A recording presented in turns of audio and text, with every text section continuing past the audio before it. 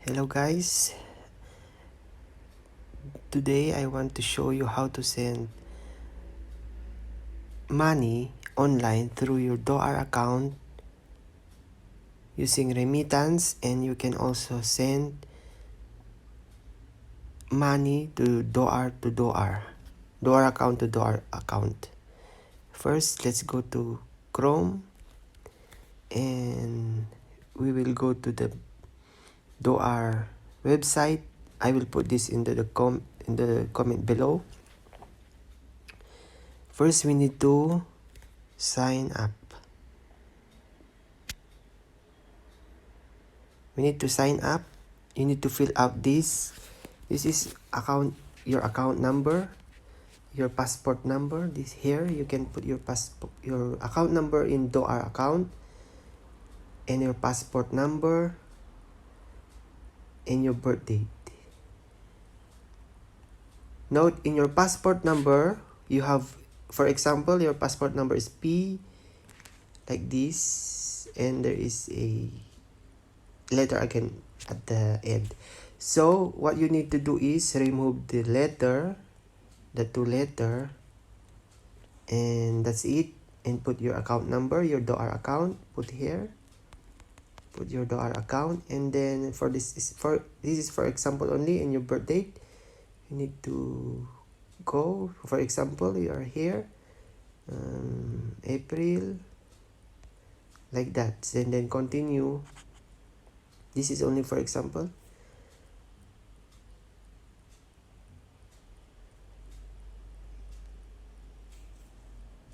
It's unauthorized because it's not my DOAR. Okay, I will try my DOAR account.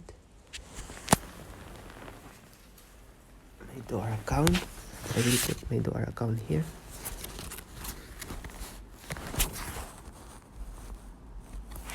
Okay. And my passport number.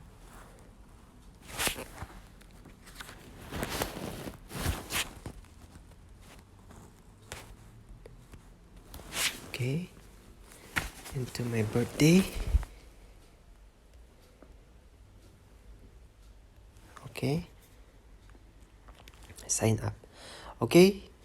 For verification, please enter the passport in effect from. Kailan mag-expire ang yung passport? So, ang passport ko ay mag-expire sa February 19.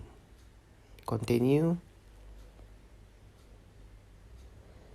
Ito, magsisend ang makaka-receive ka ng confirmation code, verification code through your mobile number na nakaregister doon sa DOAR mo.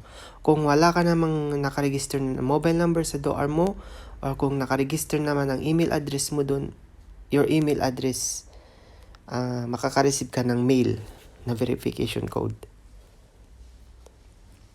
Just click continue. At yun, makaka-receive ka ng code 72116. 72116. And then continue.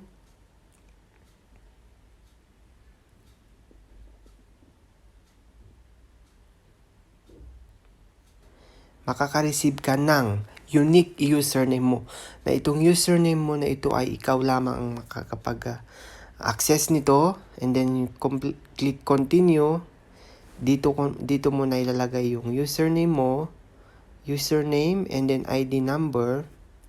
Ito yung ID number mo ay yung passport mo. Passport number mo to. And then password. Meron na kasi akong account kaya ganito. Kung bago ka pa lang dito, after nun sa mag-appear yung username mo, magko-continue yun. And mag-aas itong system nila, mag-aas na mag-input ka ng password. So ang password ay maximum of 15 characters only.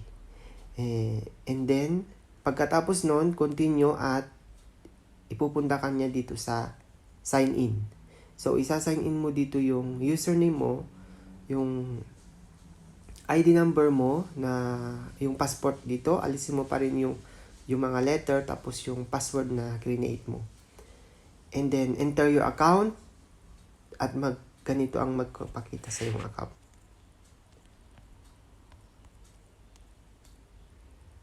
And then, you can enter your ID number.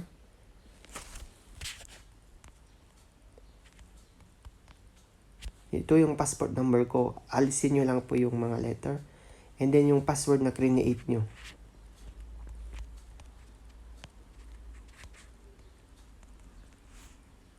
Then, enter account. At yan po. Mag-appear po yung mismong account mo sa DOAR. At makikita mo po dito kung meron na yung available balance mo, current balance mo. For now po, wala pa po yung sahod ko. Ganun po. Tapos dito po, i-click nyo dito. Money transfer. Pwede kayong mag-transfer. Transfer to account in Israel. Meaning, pwede kayong mag-transfer sa mga ibang DOAR account ng mga kaibigan nyo. And then, Western Union transfer. Cash in time. Euro transfer. Yan po. For the checks naman po, dito pwede rin po yung mga cheque.